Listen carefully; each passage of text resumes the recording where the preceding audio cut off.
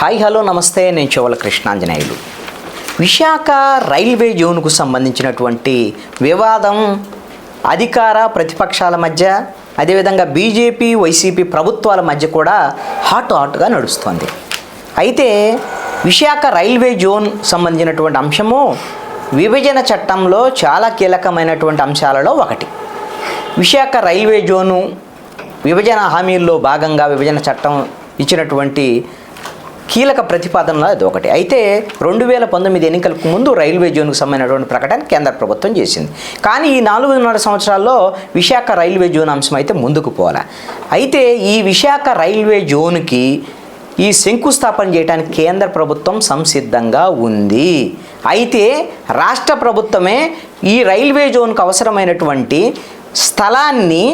Railway స్థలాన్ని వీళ్ళు అప్పగించి ఉండలేదు. కాబట్టి రాష్ట్ర ప్రభుత్వ నిర్లక్ష్యం వల్లే విశాఖ రైల్వే జోన్కు సంబంధించినటువంటి శంకుస్థాపన ఆలస్యం అవుతుంది అని చెప్పేసి కేంద్ర రైల్వే శాఖ మంత్రి అశ్విని వైష్ణవ్ స్పష్టం చేయడంతో ఒక్కసారిగా ఆంధ్రప్రదేశ్లో ఈ అంశం మీద వివాదం నెలకొన్నది. ఇంకేముంది, ఆంధ్రప్రదేశ్ ప్రభుత్వానికి ఈ విశాఖ రైల్వే జోన్ తీసుకురావడం ఇష్టం లేదు, అందుకనే ఈ స్థలాన్ని అప్పగించలేదు అనేటువంటి విధంగా ప్రతిపక్షంలో ఉన్నటువంటి తెలుగుదేశము, జనసేన, అదేవిధంగా కేంద్రంలో ఉన్నటువంటి బీజేపీ కూడా దీని మీద ఆంధ్రప్రదేశ్కి సంబంధించినటువంటి బీజేపీ నాయకులు వీళ్ళందరూ తీవ్రమైనటువంటి ఆరోపణలు చేశారు. అయితే దీని మీద విశాఖ కలెక్టర్ మల్లికార్జున్ ఒక స్పష్టమైనటువంటి ప్రకటన విడుదల చేశారు.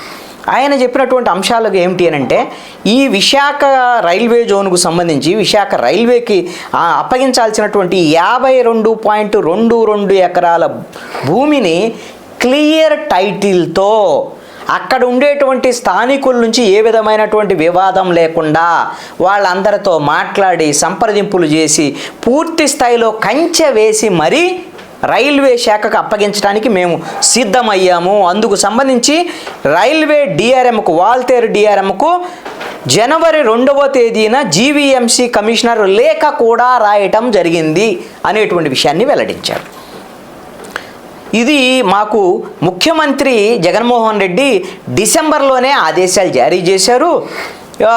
ముఖ్యమంత్రి జగన్మోహన్ రెడ్డి ఆదేశాల మేరకు ప్రభుత్వ ప్రధాన కార్యదర్శి జవహర్ రెడ్డి,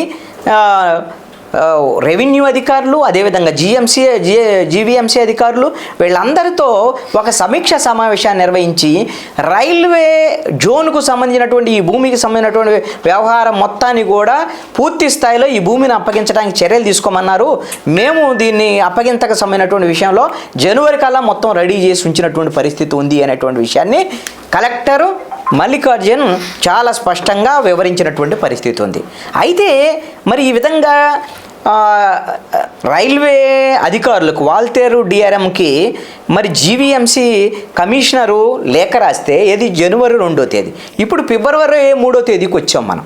మరి ఇప్పటికీ ఎందుకు వాళ్ళు స్పందించలేదు అంటే రైల్వే శాఖ అధికారుల వైపు నుంచి తప్పు ఉందా ఏమిటి అనేటువంటిది ఇప్పుడు తేలాల్సినటువంటి అంశం. ఒకటి ఏమిటంటే, ఇప్పటికే వైఎస్ఆర్ కాంగ్రెస్ పార్టీకి సంబంధించిన అనకాపల్లి ఎంపీ మేము భూమికి సంబంధించినటువంటి మొత్తం రెడీ చేశాము రైల్వే జోన్కి సంబంధించి, ఇక శంకుస్థాపన చేయటమే తరువాయి ఫిబ్రవరి 1-2 వారాల్లో, ఫిబ్రవరి 1వ వారం కానీ 2వ వారంలో కానీ మరి కేంద్ర ప్రభుత్వం నుంచి బహుశా ప్రధానమంత్రి కానీ అమిత్ షా కానీ వచ్చి శంకుస్థాపన చేస్తారని ఇప్పటికే 10 రోజుల క్రితమే ఆవిడ ప్రకటన చేస్తున్నారు. అయితే మరి ఇప్పుడు ఈ సందర్భంలో మరి కేంద్ర రైల్వే శాఖ ఈ ప్రకటన చేయటం, ప్రతిపక్షాలన్నీ గందరగోళం చేయటం, ఎందుకు ఇది జరిగింది, దీని వెనక ఉన్నటువంటి నేపథ్యం ఏమిటి అనేటువంటి అంశాన్ని గమనిస్తే నేను అనుకుంటున్నాను, నా పరిశీలన ప్రకారంగా ఉద్దేశపూర్వకంగానే కేంద్రంలో బీజేపీ, ఆంధ్రప్రదేశ్లో ఉండేటువంటి వైఎస్ఆర్ కాంగ్రెస్ పార్టీ ప్రభుత్వాలు ఈ విశాఖ రైల్వే జోన్ అంశమే భూమి అప్పగింతకు సంబంధించినటువంటి వివాదం ఏదో ఉంది, అప్పగించలేదు అనేటువంటి వివాదము రైజ్ అవ్వటం వల్ల ప్రజల అటెన్షన్ మొత్తం రైల్వే జోన్ మీదకి వచ్చేదానికి అవకాశం ఉండొచ్చు. అప్పుడు రైల్వే జోన్కు సంబంధించినటువంటి భూమిని ఆంధ్రప్రదేశ్ ప్రభుత్వం అప్పగించడం పూర్తి స్థాయిలో, అదేవిధంగా కేంద్ర ప్రభుత్వం కూడా దానికి వచ్చి శంకుస్థాపన చేస్తే అప్పుడు ఈ రైల్వే జోన్కు సంబంధించినటువంటి అంశం కేంద్ర ప్రభుత్వము రైల్వే జోన్కు శంకుస్థాపన చేసిందనేటువంటి విషయం జనంలోకి విస్తృతంగా వెళ్ళేదానికి అవకాశం ఉంటుంది.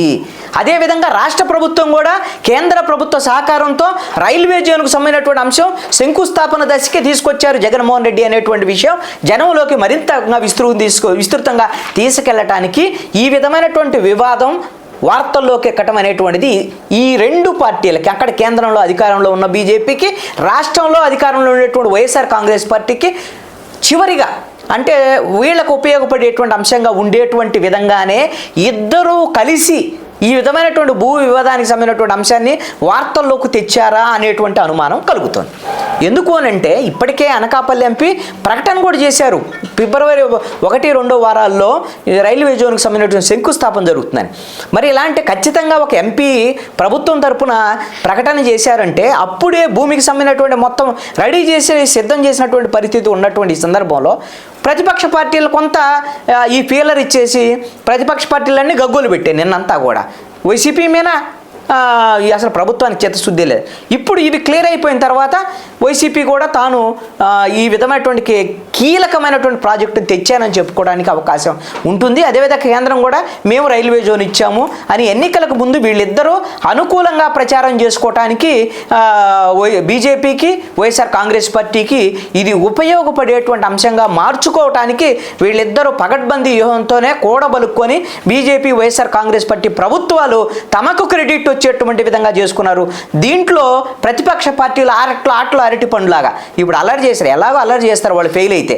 అదేగిన వైసీపీ బీజేపీ కింద రైల్వే జోన్కి సంబంధించినటువంటి అంశం ఈ ఎన్నికల్లోపిన శంకుస్థాపన చేయకపోతే అది ప్రతిపక్షాలకు ఉపయోగపడేటువంటి అంశంగా ఉంటుంది. ఒకవేళ రైల్వే జోన్ కింద ఇప్పుడు ఆల్రెడీ భూమి రెడీ అయిపోయింది కాబట్టి ఎప్పుడైనా శంకుస్థాపన జరగవచ్చు. కాబట్టి ఇది బీజేపీకి వైఎస్ఆర్ కాంగ్రెస్ పార్టీకి ఉపయోగపడేటువంటి అంశంగానే ఉంటుందనటంలో ఎటువంటి సందేహం లేదు.